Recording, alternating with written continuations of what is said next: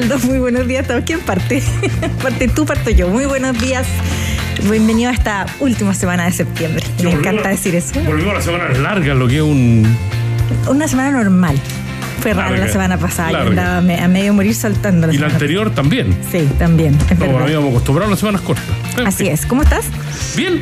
¿Cómo estuvo el fin de semana? ¿Trabajado? Sorprendente desde el punto de vista futbolístico. ¿Viste? Hacía mucho rato que un puntero y líder de un campeonato lo perdía por 6-0, lo que tiene conmovido al ambiente futbolístico.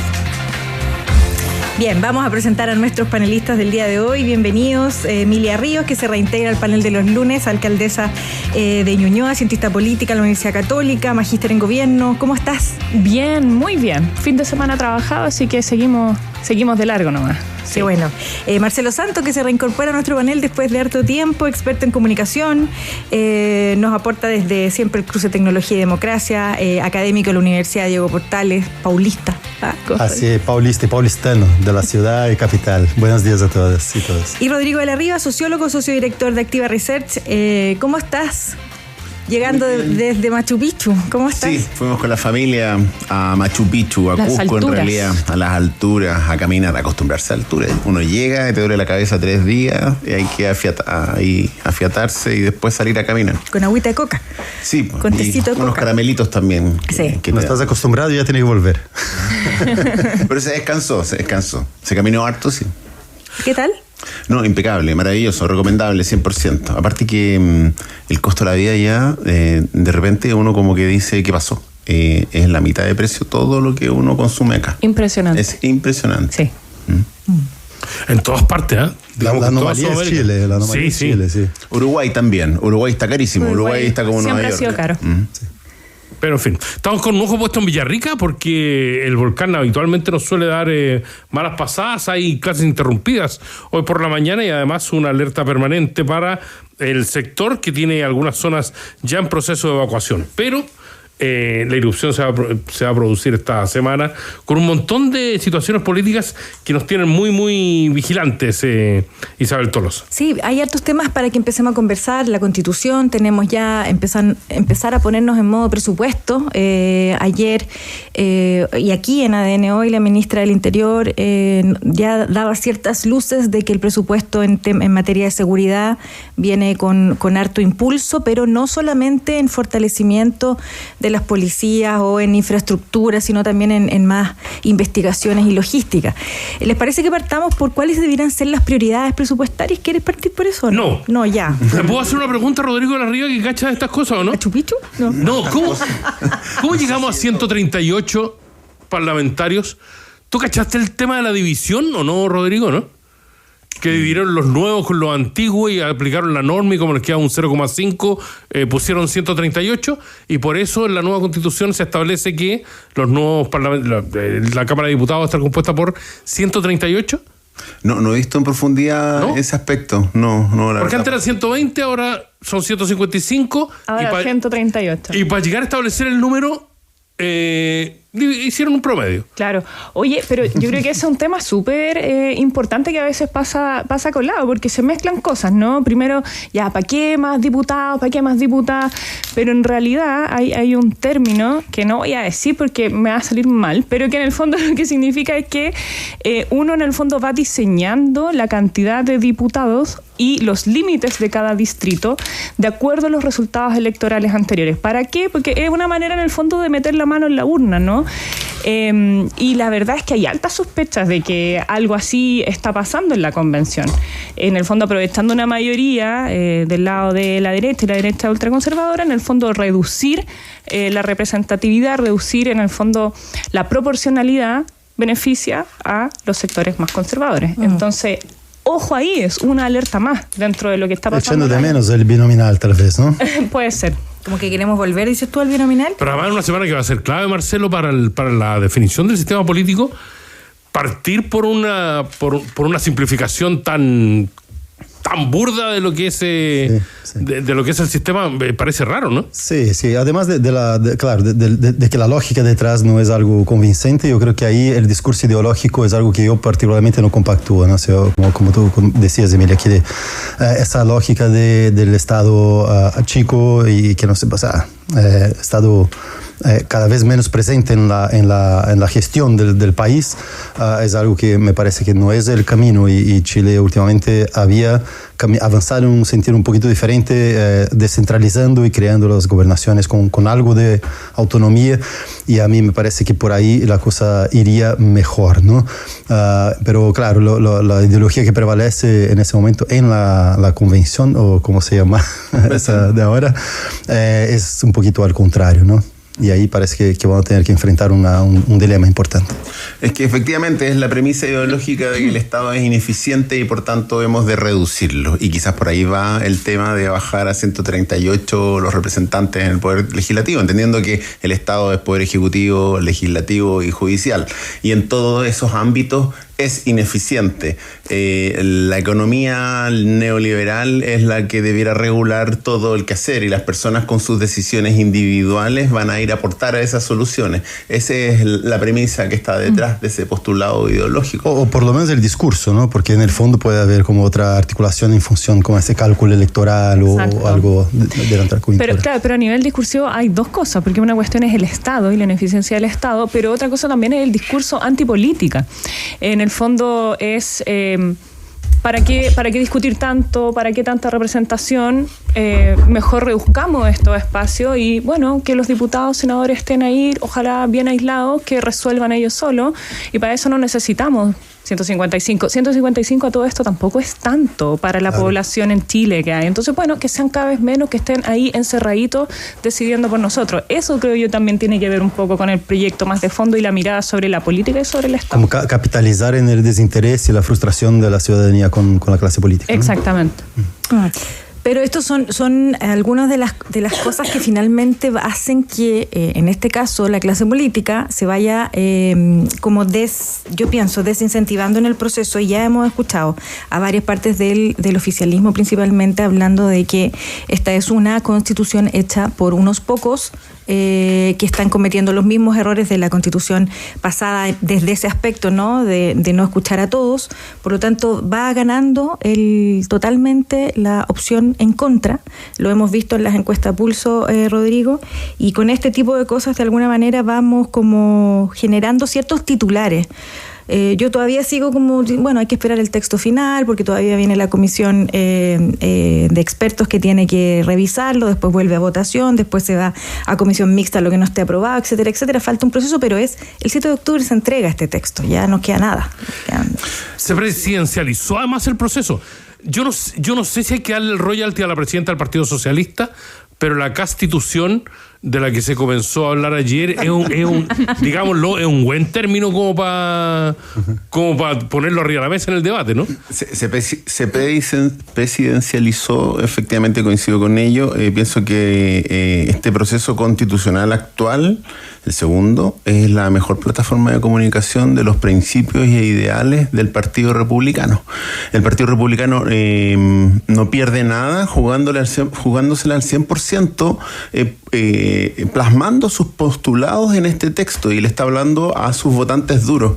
Y volviendo al tema presidencial, Kast necesita poder ganar una primaria, y esa primaria la va a ganar cualquiera sea, una abierta en la derecha con Chile Vamos o una primaria directamente presidencial. Tiene grandes oportunidades de ganarla si es que sus votantes duros, que son cerca del 25%, están con él, ¿no? Y él, a través de sus consejeros y con llamados incluso telefónicos, se entiende, a varios de sus consejeros, está asegurando que en este texto se plasmen sus principios, sus ideales, ¿no? Y de esa forma no traiciona a su electorado. Si es que eso signifique que finalmente esta constitución vaya a votarse en contra, igualmente es un triunfo para el Partido Republicano, porque desde el minuto cero nunca estuvo de acuerdo con el proceso y por lo tanto lo va a presentar así. Y lo han vuelto a decir en todas las situaciones, en todas las entrevistas que ha dado Beatriz Hevia en la última semana, incluso el fin de semana, como que hace énfasis. Nosotros nunca quisimos este proceso y estamos tratando de conducirlo, pero la verdad que nosotros nunca quisimos cambiar la Constitución. Y desde ahí entra a la palestra, entra al debate Evelyn Matei, fuertemente con este discurso, ¿no? De que esta Constitución parece más un proyecto de un partido político y se empieza a desmarcar de republicano. Interesante el juego político ahí, Marcelo, ¿no? Sí, hay una... me queda la duda si va a resultar esa porque ahí aparece la estrategia republicanos como el yo gano o gano, ¿no?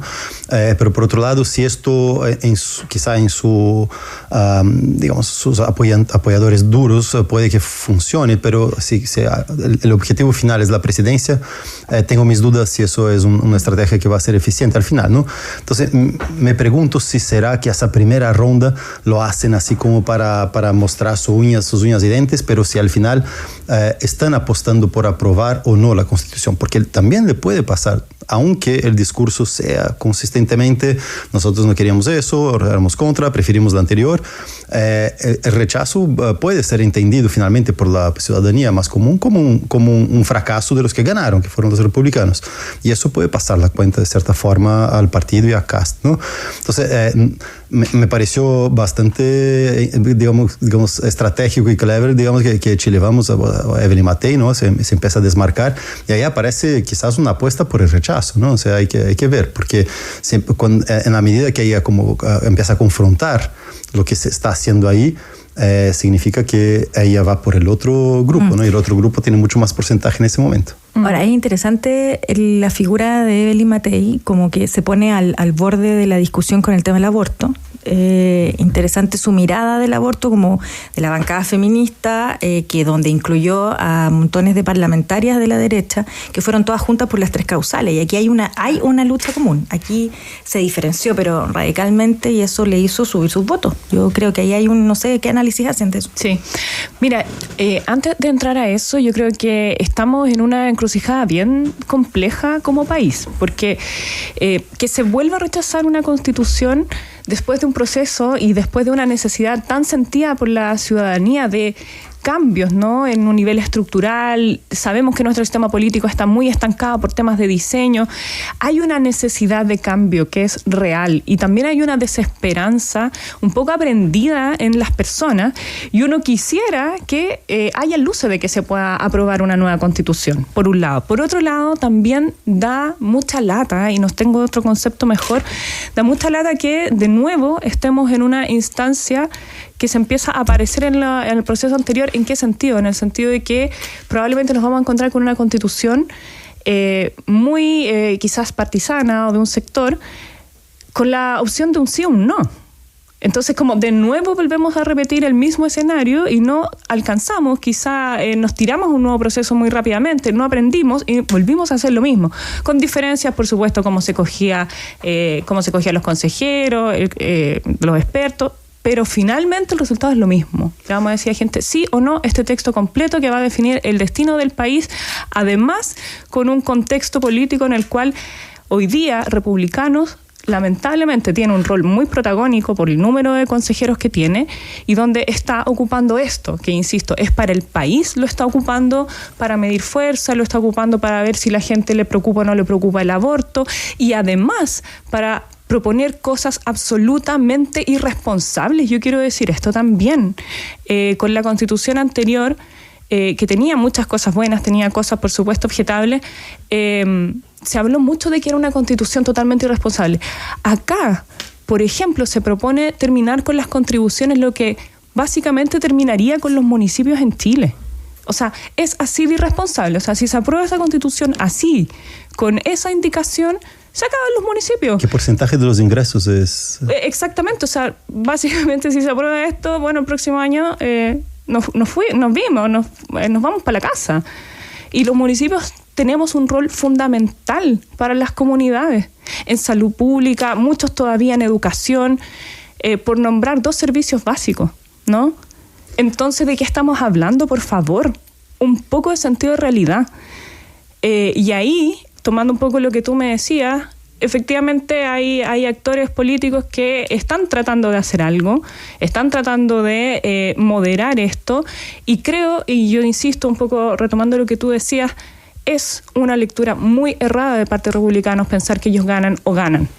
Acá, si el país pierde, pierden todos y republicanos también. Marcelo Santos. Sí, lo que quería comentar es que hay una... bueno, en primer lugar, eso no está difícil para mí aceptar eso de que gana, ¿no? Pero quiero recordar lo que yo dije, no sé, 6 meses atrás o más, cuando se dio, o más, el año pasado, cuando se dio el primer plebiscito, ¿no? Y dije, mira, si sigue esa fórmula es insana, y de eso fue discutido, no es idea mía, una colega constitucionalista dijo, pero aprobar un referendo para una constitución que tiene muchos temas que mucha gente no entiende, y de una aprobar todo, rechazar todo, eso se va a rechazar otra vez. Yo lo dije antes y sigo diciendo, independiente del texto ser bueno, mejor, peor, más o menos, o es una cosa con 4 líneas que todos están de acuerdo, como lo que trató de hacer Boric con el acuerdo por los 50 años, por ejemplo, o algo, o tiene que ser una votación en partes, o una votación gradual, o alguna cuestión diferente. O sea, es un error de diseño acá, muy complicado. O sea, tú tenías que aprobar los 499 capítulos de la otra, bueno, después fue un poquito menos, o si hay uno que no te gusta, suficientemente votas rechazo. O sea, es una fórmula casi imposible. Yo quería preguntarte algo, Marcelo, desde la comunicación, y tiene que ver con algo que dijo Matei ayer en la entrevista, que se instaló que esta es así como se instaló la vez pasada que la Constitución era de los pueblos originarios y de las diversidades sexuales, esta es una Constitución, la del rodeo y la que no aprueba el aborto. Y se instala y ya no puedes salir de ahí. Por lo tanto, ya como que hagas lo que hagas comunicacionalmente, ya la gente se quedó con esa idea y va a ser muy difícil comunicacionalmente que este texto entre o no entre. Sí, estoy de acuerdo. Yo creo que es un buen encuadre ahí. Creo que engancha bien el encuadre y es una crítica durísima y procedente. O sea, no tengo mucho que decir. Pero igual hay harto tiempo en el camino, ¿no? Y estamos hablando de un proceso un poco diferente, ¿no? Que está tendiente hacia más la derecha. Entonces hay que ver cómo los medios también van a enfrentar eso. Porque ahí vimos el año anterior, o sea, el proceso anterior, que los medios no fueron necesariamente favorables. Hubo una campaña desde el principio, ¿no? De toda la derecha en contra del proceso, ¿no? De varios actores, de mucho trabajo en redes, mucho trabajo con cuentas falsas, mucho trabajo con troleo en internet, mucha noticia falsa, Bernardo Fontaine saliendo a torto y a derecho por todos lados diciendo cuestiones muy cuestionables, ¿no? Entonces veamos cómo va a ser, no va a existir esa campaña en contra ahora, ¿no?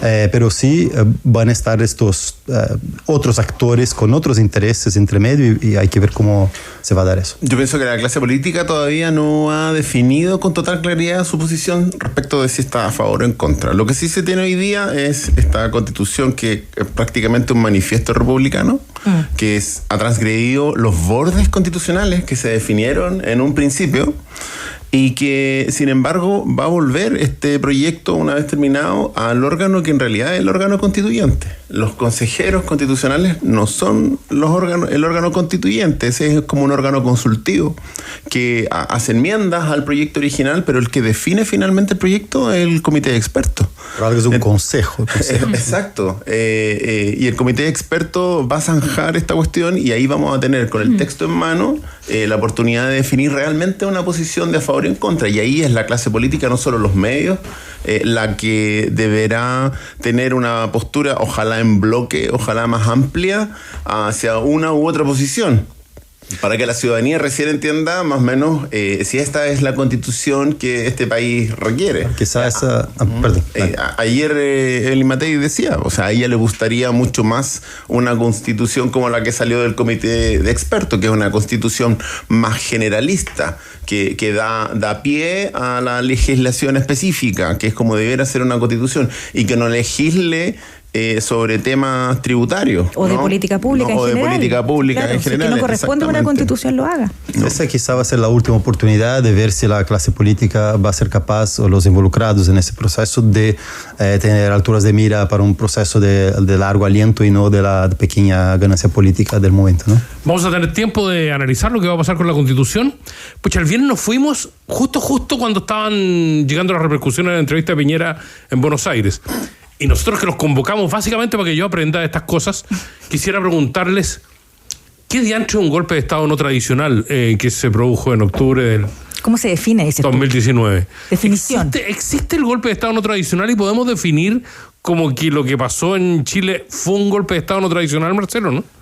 Yo encuentro ofensivo lo que dijo Piñera, así como para la intelectualidad de cualquier ciudadano. O sea, ¿existe golpe de Estado no tradicional? Sí existe. Hemos visto a cada año en Latinoamérica, Zelaya, Lugo, Dilma Rousseff, para mí son todos golpes no tradicionales. Perú, ¿no? En alguna manera. Perú de alguna manera también, claro. Entonces, esa articulación, digamos, por ejemplo, a la judicialización de un golpe de Estado muchas veces, ¿no? Lo cual, bueno, entiendo, son cambios de tiempo. Es menos mal que un golpe militar, no queda ninguna duda. Pero comparar, o sea, lo que pasó con él, una revuelta, ¿no? De gente que está pidiendo derechos, de gente que está insatisfecho con algo, de abajo hacia arriba, eso no es un golpe. Si algo podría haber sido, fue quizá un atisbo de revolución, pero es otro concepto que un golpe. O sea, es completamente equivocado lo que dice Piñera, instala una discusión completamente mala. O sea, ahí uno se da cuenta quizás lo que él tenía en mente cuando firmó el acuerdo con Boric, ¿no? Es para poder después decir que esto era violencia, que esto era golpe, por lo tanto, yo estoy en contra del golpe, entonces yo estoy en contra del estallido social. Como se le dio una vuelta, pero una vuelta súper mal hecha, es como una vuelta de carnero que se rompió como 3 brazos y 2 piernas. ¿Sí? Fundamentalmente me diría porque ese proceso que se vivió en Chile no tuvo liderazgo definido, es decir, fue un proceso muy atípico en esos términos, ¿no? Claro, o sea, efectivamente fue un desborde ciudadano en el cual las instituciones se vieron sobrepasadas, pero en el fondo por la magnitud de la manifestación ciudadana y como bien decía Aldo, porque en el fondo venía de todos lados una insatisfacción acumulada que además igual venía documentada de hace harto tiempo. Entonces, bueno, nos sorprendimos, sí, por la fuerza de esto y porque además no se sabía bien qué iba a pasar al día siguiente, ¿no? Pero es distinto a que haya, digamos, una acción orquestada para sacar a alguien del poder y poner a alguien saltándose los límites democráticos. O sea, no... Mucho menos por Venezuela, Cuba o los K-pop, ¿no? O sea, quería instalar el mito de que hubo una organización aquí y la verdad de las cosas es que fue una manifestación espontánea que fue increciendo y que fue dando cuenta del malestar cultural que venía desde ya bastante tiempo. De hecho, a mí me tocó ver en una oportunidad una encuesta que le llamaron la encuesta Zona Cero, que hicieron alumnos de sociología de la Universidad de Chile. Y me llamó mucho la atención el perfil sociodemográfico de toda esta gente que estaba todos los viernes en Plaza Italia, que claro, muchos habló de que era gente del Lumpen, que era gente de Sename, y sorpresa, y por ahí está la encuesta, está publicada, véanla. La vimos acá. La Zona Cero, y la mayoría eran profesionales de universidades privadas, con profesiones que tenían muy baja empleabilidad y muy baja remuneración. Y por tanto estaban muy descontentos con la promesa del sistema hacia su futuro laboral, familiar y de desarrollo sustentable. Y era gente toda de entre 28 y 32 años, ¿no? Por lo tanto, ahí no hay ningún, por decirlo así, ente político formal coordinando esas acciones. Es un grupo de gente que se encuentra, se ve a sí misma reflejada en el otro y se reúnen en un punto para manifestar este descontento durante todo ese tiempo. Se pliegan, obviamente, otros movimientos, el movimiento feminista sin duda con el 8M, que lleva finalmente 1 millón de personas hacia la Alameda, ¿no es cierto? Y eso también fue espontáneo, o sea, la coordinación es una coordinación ciudadana desde las redes sociales, ¿no? Pero básicamente suelta la chispa nomás. Exacto, no se le puede llamar a eso un golpe. Un golpe lo ejerce uno de los poderes del Estado, ¿no es cierto?, para cooptar el Estado en su totalidad, o bien un organismo del Estado, típicamente las Fuerzas Armadas, que tienen el poder coactivo, ¿no es cierto?, y lo ejercen. Hay una reflexión que quería hacer frente a esto que plantea Aldo, que tiene que... como que se olvida la cantidad de foros, debates, reflexiones que hubo post-estallido en todos los niveles políticos, sociales, de qué le pasa a Chile. No sé si se acuerdan de la clase política, empresarios tratando de... no lo sabía, no sabía que estábamos tan mal. Yo me acuerdo, Piñera parece que no. Entonces cuando escucha uno al presidente Piñera decir esto, dice, ¿qué pasó con esa reflexión? Como que quedó en nada. Cuando decía, no sabía que había tanto problema en Chile, era como una frase, no lo veíamos venir, no sé, una frase de toda la élite política, de toda la clase empresarial. Los marcianos. Hubo promesa de 500.000 pesos de sueldo mínimo de parte de Luxi. Él lo dijo, debiera ser el sueldo que este país debiera tener como sueldo mínimo. O sea, hubo realmente un mea culpa de que el malestar social que se está provocando era porque las condiciones mínimas no estaban dadas. Luxi debe ser fan de Boric entonces ahora, ¿no? Como... En todo caso, Piñera no conversó esta cuestión en la mesa de su casa porque ahí había convencimiento que eran los marcianos los que habían llegado y que había que hacer concesiones y un montón de cosas más. Yo siempre he querido saber quién filtró ese audio. ¿Qué amiga fue la que filtró finalmente aquel audio que escuchamos? Hay que filtrar cuál fue la amiga. Claro. ¿Qué tan amiga? ¿Qué tan amiga? Vamos a hacer la pausa y sí vamos a hablar del presupuesto a la vuelta, se lo prometo. Gracias, Aldo, por meter estos temas porque se me había olvidado por completo que teníamos que hablar de constituciones, que llevamos tantos días hablando de la constitución, que yo ya como que estoy esperando el texto final el 7 de octubre mejor para volver. 2 años ya. Y vamos, oye, entre paréntesis, vamos a cumplir 4 años desde el estallido ya en 3 semanas más. Y hay análisis que hacer, así que podríamos empezar como a prepararnos para esos análisis. Vamos a conmemorar, lo que no sabemos quién va a estar a cargo. Pato Fernández hizo enojar al Partido Comunista con su declaración ayer en el diario, pero bueno, lo vamos a tocar en algún momento. Aldo Schiapacase e Isabel Tolosa ya están de regreso con los temas de hoy. Esto es País ADN. Emilia Ríos, Rodrigo de la Riva y Marcelo Santos hacen con nosotros esta mañana el País ADN. Mira, antes de entrar al presupuesto estábamos sacando otra cifra, otra interesante de cuánta plata ocupa en Ñuñoa, por ejemplo, el tema de las contribuciones. Estábamos sacando cuenta, Emilia, cosas interesantes que uno aprende acá, que Ñuñoa también, yo no sabía que Ñuñoa era una de las comunas contribuyentes, que explícanos tú mejor, mucho más fácil. Claro, lo que pasa es que, bueno, lo comentamos acá, el Fondo Común Municipal, las contribuciones son de los pocos impuestos realmente progresivos en Chile, es decir, pagan más quienes tienen más.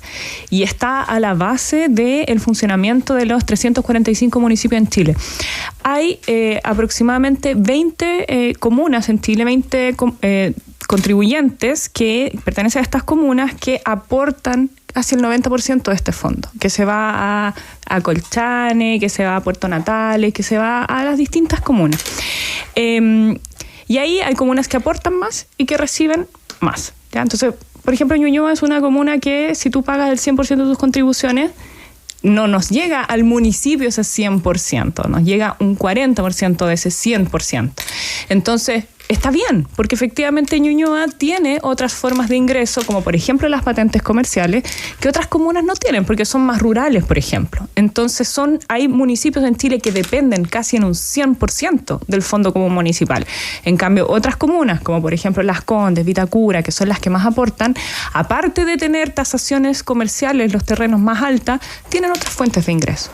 Entonces, por eso es tan complicado este tema de que se terminen las contribuciones. Primero, porque hay un porcentaje menor de personas que pagan contribución en Chile, que son las clases medias altas y altas. Las viviendas más baratas no pagan contribución. 20% de la población paga contribución. Exactamente. Y es este aporte el que en el fondo sostiene el funcionamiento de todo Chile y permite redistribuir los ingresos. A diferencia, por ejemplo, de lo que pasa con el IVA, que lo pagamos todos los chilenos en todas las cosas que compramos y que en el fondo le cobra el mismo impuesto por un kilo de pan a un multimillonario como el mismo impuesto por un kilo de pan a una persona que recibe el sueldo mínimo. Entonces, avanzar de esta manera en un sistema tributario cada vez más regresivo y más injusto creo que representa muy bien el corazón del proyecto económico de los republicanos. Marcelo te preguntaba, ¿cuánto del presupuesto de Ñuñoa llega a través de contribuciones? ¿Cuánta plata aproximadamente? Este año deberíamos recibir nosotros 17.000 millones de un presupuesto total de 70.000 millones. ¿Y qué haces con esa plata? O sea, la verdad es que alcanza poquito, digamos. Alcanza, por ejemplo, para pagar los sueldos de los funcionarios y funcionarias.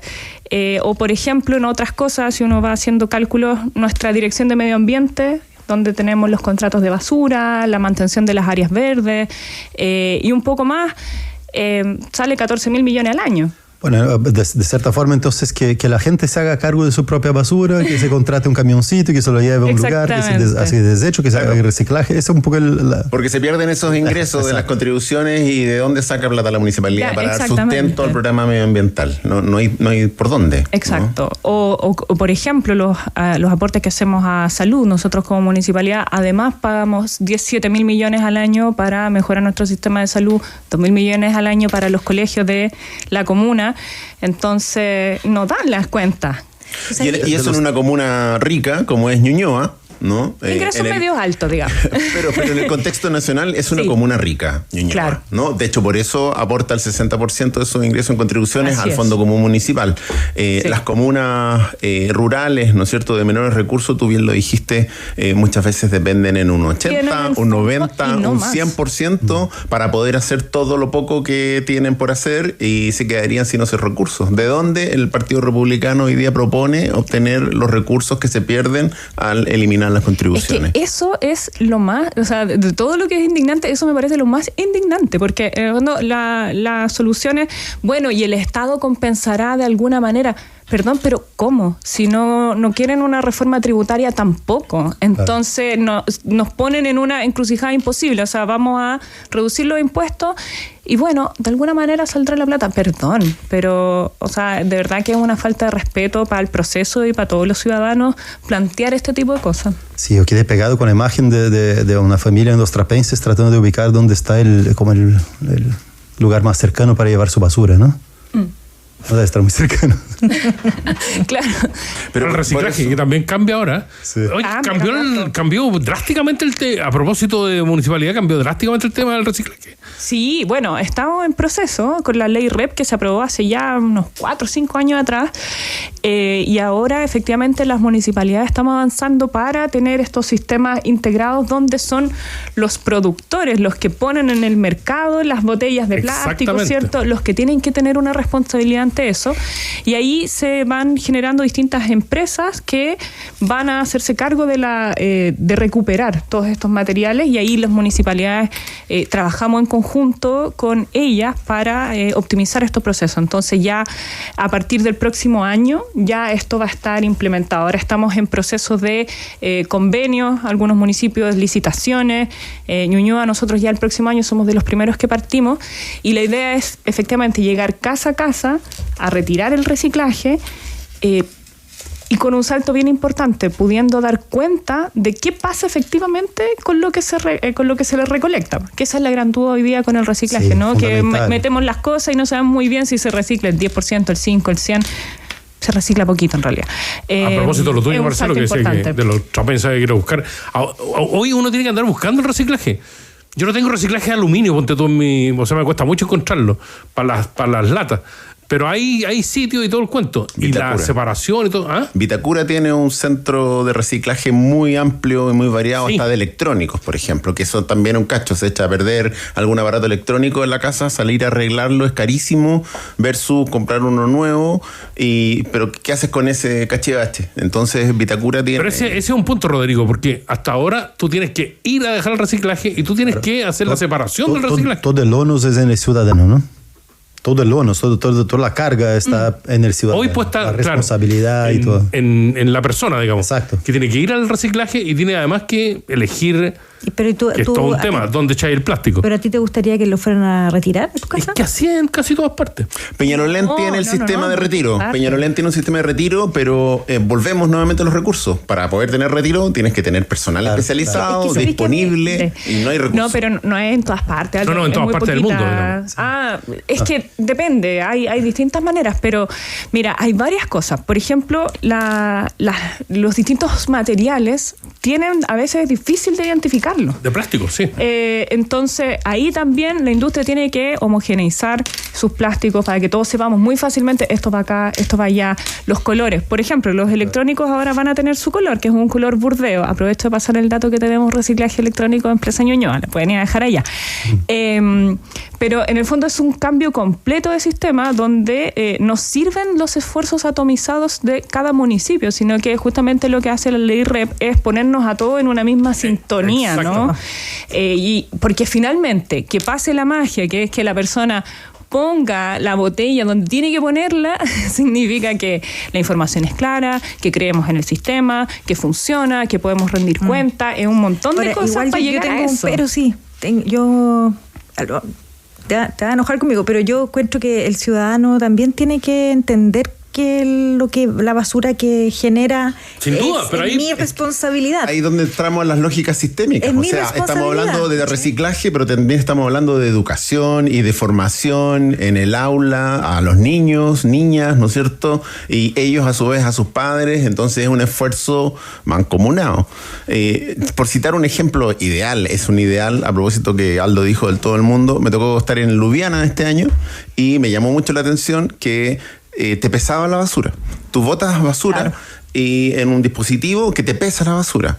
Mientras menos pesa, menos pagas a fin de mes. ¿Cómo logras que menos pese? Reciclando, porque mucho de tu basura o lo reutilizas o tú mismo lo sitúas en los cajones de reciclaje. Tú sabes que yo reciclo todo y separo todo y voy a dejar todo y me demoro y hago una separación media rara. Separar la tapita de la botella, todo, ¿no? La tapita, la no Pero tapita, cuando tú estás parado ahí y llega el camión a recoger esas cosas y cachai que la tapita se va junto con la botella. Es que me preocupa ir a un lugar donde yo sé que eso no va a pasar. No, entonces el señor te dice, no, es que hay que hacer otro proceso de separación. Por eso yo voy a los puntos limpios de triciclo, que a mí es el único que me da confianza. Y ahí voy. Sabe. Pero hago esa pega de llevarlo, porque ya yo no reciclo de hace mucho tiempo. Tengo una compostera en mi casa, tengo un montón de cosas, pero ahora estoy aprendiendo a reciclar los electrónicos, que me ha costado mucho encontrar puntos donde voy a reciclar cosas electrónicas.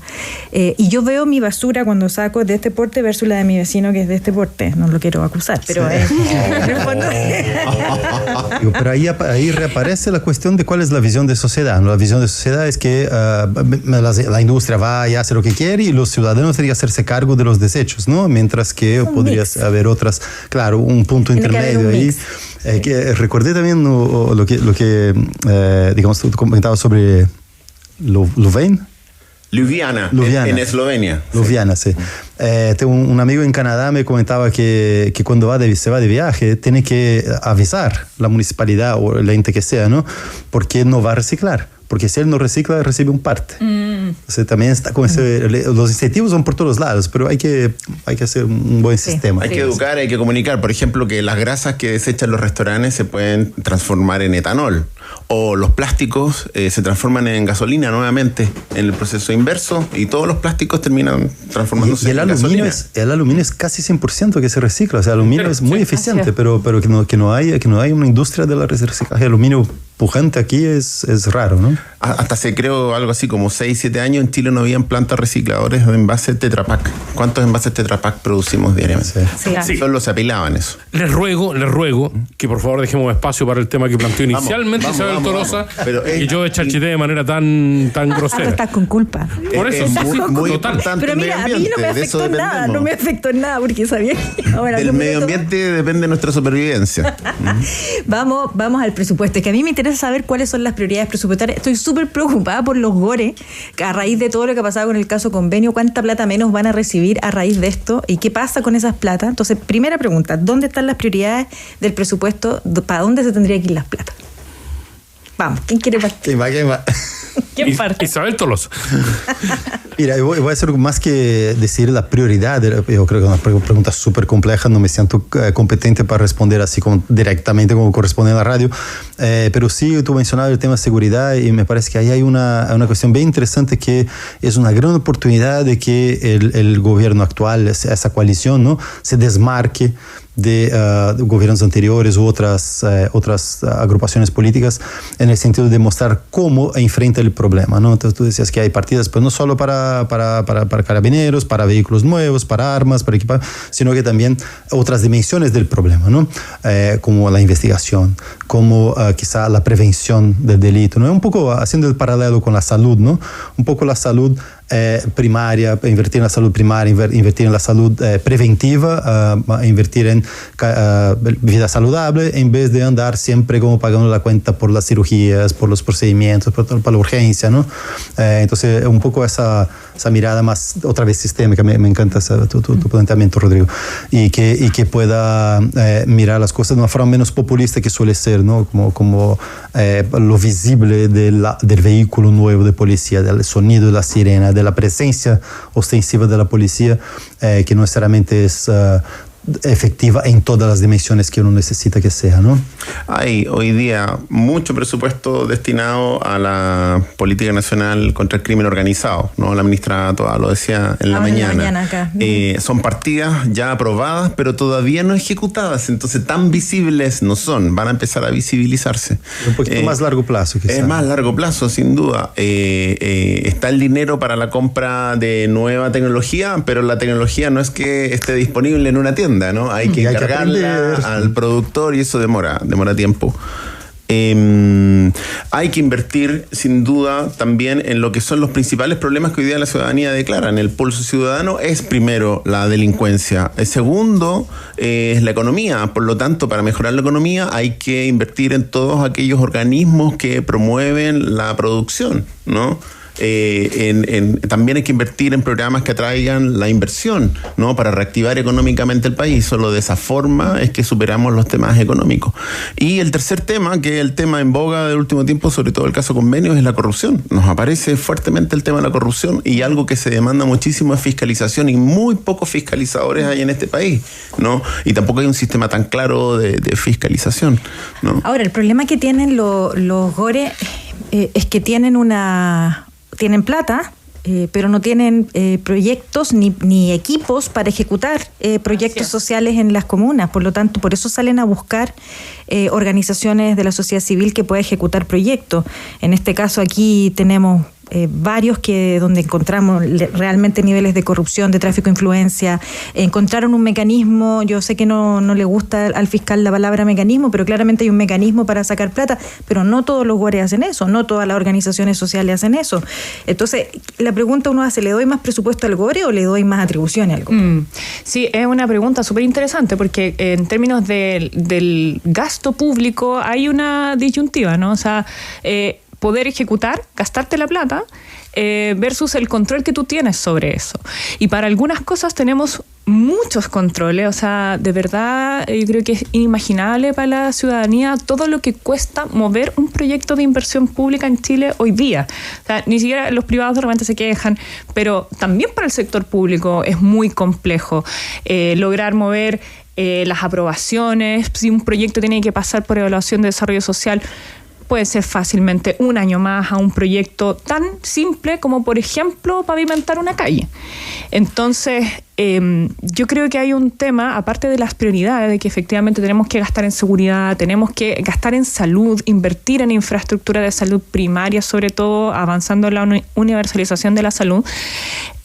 Sin embargo, yo creo que esto acá es un tema que a nosotros como sector, hablo como la centroizquierda, el progresismo, tenemos que enfrentar, que es la eficiencia del Estado. Hoy día tenemos un Estado que está anquilosado, y eso es real, eso se palpa, y tiene que ver con la lentitud de los procesos, tiene que ver con que hoy día, 2023, yo tengo la impresión de que el Estado no está logrando hacer mucho más que el 2000. Ya han pasado 20 años. Y tenemos inteligencia artificial, y tenemos automatización de procesos, y el Estado se está quedando atrás, se está anquilosando, y necesitamos un Estado que responda. Entonces, yo creo que ahí hay una posibilidad de encuentro efectivo entre la izquierda y la derecha para avanzar en un Estado que responda. Y yo creo que esta es una urgencia que a veces pasa un poquito colada, pero de verdad es necesario. Tiene que ver también con centralismo y descentralización. Por ejemplo, hay gastos que hace, no sé, el Ministerio de Vivienda en pavimentos que los municipios están esperando. Podríamos nosotros tener esos recursos y gastarlos. Hoy día están aposados porque Contraloría, porque no sé qué, porque el Servio, y así, muchos ejemplos más. Sí, ahí parece que volvemos a la conversación de antes entre esta disyuntiva más bien ideológica entre el Estado chico, porque el Estado es ineficiente, pero ahí tú metes el actor privado y claro, la motivación, el fin último del privado es el lucro. Entonces, claro, está la tentación de la corrupción. Entonces, no hay una solución perfecta acá, pero estoy súper de acuerdo con el tema de la fiscalización. Yo como extranjero tengo la ventaja y la desventaja de venir con otras experiencias, otras perspectivas, no necesariamente mejores ni peores, no solo para efecto de comparación, y me parece que mi impresión de observar Chile es que hay toda esa, digamos que en algunos aspectos trata de mimetizar experiencias como de Inglaterra, ¿no? que es todo el sistema de salud como con convenios con privados, la cuestión, pero sin la parte de la fiscalización. ¿No? Sin la parte con el Estado, una fiscalización ineficiente, ¿no? Entonces, dando mucho margen para que no funcione esa alianza, ¿no? Con sectores es complejo. Por ejemplo, estaba pensando en educación, que no sé, ¿les toca ya a ustedes en Ñuñoa el traspaso a los servicios locales de educación? No, nos falta, somos de los últimos. De los últimos. Sí, sí. Pero yo estaba pensando, es una política pública, una ley, una reforma que necesita mucho presupuesto y que tiene poco presupuesto. O sea, tiene poco presupuesto para implementarse. Porque una cosa es el traspaso y todo lo que implica educacionalmente, cómo vamos a visualizar la educación de aquí para adelante, pero cómo la implemento. Necesito plata para implementar esto, para los traspasos administrativos, para el sueldo de las personas, etcétera, etcétera. Entonces yo ahí siento que de repente los presupuestos están mal distribuidos. Sí. Por eso yo hablo de cuáles son las prioridades. Claro. O sea, a mí, más allá del tema de la plata, que obviamente es muy importante, la cantidad de recursos y cómo se distribuye, hay temas de capacidades. O sea, por ejemplo, una prioridad en salud, y voy a ocupar el ejemplo de Ñuñoa porque es la realidad que mejor conozco. Nosotros hoy día tenemos una necesidad imperiosa de poder tener un tercer centro de salud en la comuna. ¿Y qué es lo que nos pasa? Es que no tenemos cómo adquirir terreno por el valor que tiene el metro cuadrado de nuestra comuna. Sin embargo, estamos avanzando hacia la universalización de la salud y por lo tanto nuestros 2 centros de salud están al borde del colapso. Entonces, ¿cómo el Estado puede responder a esto? La municipalidad, nosotros estamos buscando terreno, espacio, etcétera, pero la burocracia, la falta de capacidad de poder decir, mira, acá hay una necesidad pública, que es necesitar terreno. Y así como pasa en salud y los consultorios, pasa para vivienda social, pasa para la reconstrucción de barrios. Entonces, ahí hay un tema donde la inversión pública se estanca y baja la calidad de los servicios. Y es un círculo vicioso, ¿no? Porque en el fondo uno dice, bueno, ¿para qué voy a gastar más? ¿Para qué el Estado va a ser más fuerte si me da hoy día un servicio malo?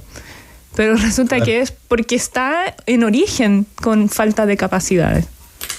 Falta un sistema centralizado. Claro, todo el mundo dice la descentralización es lo que falta en el país, pero me refiero a la centralización digital, ¿no? Falta un sistema integrado, que realmente haya una transformación digital en el Estado. El único, yo diría, software que diría que de alguna manera logra eso hoy por hoy es mercado público. ¿No? Que se cayó. Y que se cayó y fue hackeado hace 10 días y está abajo y están con un problemón. Pues bien, en el escenario de que tengamos todos los firewalls activados, ¿no es cierto? Que tú además de la página decía, fuimos hackeados por un problema de ciberseguridad. Exactamente. Ahora fue su proveedor, sí, no claro. Fue mercado público propiamente tal. Pero me imagino un sistema informático muy bien desarrollado en un proyecto que integre todas las aristas del Estado y que permita ahí transparentemente visualizar los proyectos, su estadio, cada uno de los hitos. Es una forma simple, ¿no?